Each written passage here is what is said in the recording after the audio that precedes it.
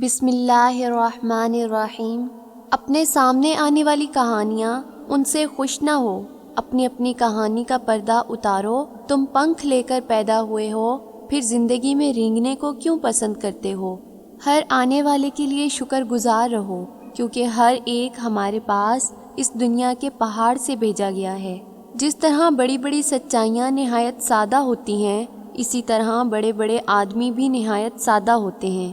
وقت کیونکہ بہت ہی قیمتی چیز ہے، اسے سب سے بیش قیمت چیز پر ہی خرچ کرو، ورنہ نقصان کے سوا کچھ حاصل نہ ہوگا۔ سب سے بڑا اور بہتر کام وہ ہے جو علم کو استعمال کرتے ہوئے کیا جائے۔ دوست وہ ہے جو مصیبت میں ہمارے ساتھ کھڑا ہو، نہ کہ ہمیں مصیبت میں کھڑا کرتے ہیں، جو ہماری برائی پر چپ رہ کر ہماری اچھی باتیں دنیا تک پہنچائیں۔ اللہ کو پہچاننے کے لیے پہچان والے کو قبول کرنا ضروری ہے۔ بحث کے دوران پرسکون رہیں، کیونکہ لہجے کی سختی غلطی کو عیب اور سچائی کو بد اخلاقی بنا دیتی ہے۔ خیر اور شر دونوں فتنے ہیں، اور بلا شبہ خیر کا فتنہ شر کے فتنے سے بڑا ہوتا ہے۔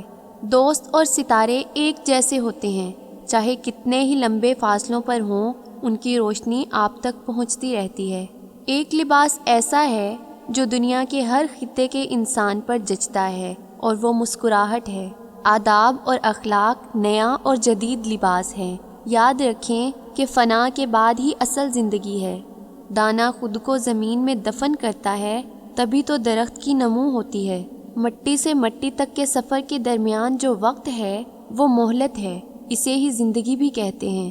اللہ کو پانے کے 3 طریقے ہیں: ارادہ، علم اور محبت۔ ان میں محفوظ ترین راستہ محبت کا ہے۔ اللہ سے پیار پال لیں، وہ آپ کو مل جائے گا۔ قرآن کی حقیقی تعلیم اور مسلمانوں کے عمل میں بہت بڑا فرق واقع ہو چکا ہے۔ قرآن جس راستے کا تعین کرتا ہے اور مسلمان جس راستے پر چل رہا ہے، یہ دونوں 2 ایسی لکیریں ہیں جو آپس میں نہیں ملتی۔ جس طرح ستارے اور زمین گردش میں ہیں، کائنات کا ایک ایک ذرہ حرکت میں ہے۔ انسان جس کے لیے یہ ساری کائنات پیدا کی گئی ہے، وہ بھی ہر لمحہ اور ہر آن جذبات اور احساسات کی دنیا میں رد و بدل ہو رہا ہے۔ استاد پودا ہے اور شاگرد اس کا پھل۔ اچھی اور بری بو آسمانوں پر پہنچتی ہے۔ ہماری تکبر کی بو، غصے کی بو، لالچ کی بو، پیاز کی بو کی طرح سانس کے ساتھ ہونے کی وجہ سے پہچان لی جاتی ہے۔ اگر تو انکار کرے گا تو یہ وہ تیرے خلاف گواہی دے گی۔ گناہوں کی بو کی وجہ سے ہماری دعائیں مردود ہو جاتی ہیں۔ اللہ کے مقبول بندے بھی اللہ کے ہاتھ میں ایسے ہیں جیسے شکاری کے ہاتھ میں کمان۔ اللہ کا دوست بھی اس کی مرضی کے تابع ہوتا ہے۔ اللہ کا بندہ اور بزرگ کون ہے؟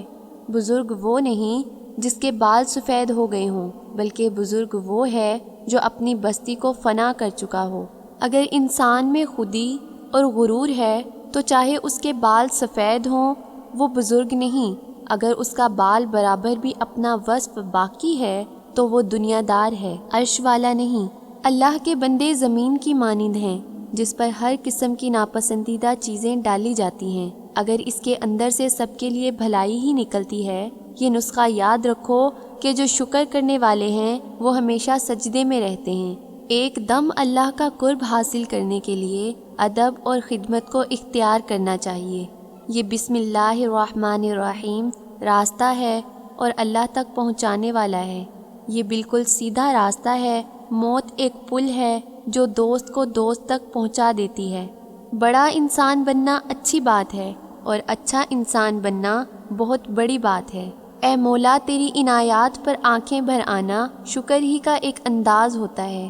بت کی ہر چیز فانی ہے، جب تک بت میں روح داخل نہیں ہوتی وہ مردہ ہے۔ روح کی ہی بدولت یہ کائنات چل رہی ہے۔ غوث قطب ابدال مت بن، بندہ بن، عاجز بن، مسکین بن۔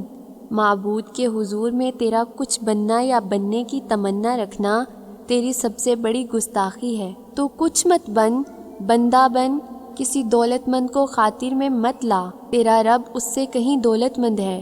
تو کوشش کر کے گفتگو کا آغاز یعنی شروعات میری طرف سے نہ ہوا کرے، اور تیرا کلام یعنی تیری بات جواب بنا کرے۔ اللہ تعالیٰ سے ڈر تاکہ پھر تجھے کسی دوسرے کا خوف نہ رہے۔ تکبر کرنے والے علماء نہ بنو، تمہاری جہالت تمہارے علم سے آگے نکل جائے۔ فقیر کو صدقہ دے کر احسان نہ جھٹلا، بلکہ اس کے قبول کرنے کا خود احسان مند ہو۔ پردہ پوشی اللہ کی بہت بڑی صفت ہے، ساری مخلوق کے سارے گناہوں کو دیکھتا ہے اور پردہ پوشی فرماتا ہے، رسوا نہیں کرتا۔ کسی انسان کو منزل بنا لو لیکن بدنیتی کو منزل نہ بنا لینا، یہ منزل اصل میں آپ کا اپنا آپ ہے۔ تو مقصد یہ ہے کہ اپنے آپ کو ڈھونڈ لو اور اپنے آپ کو مکمل شکل دے کر اللہ کے سامنے پیش کر دو، یہی منزل ہے۔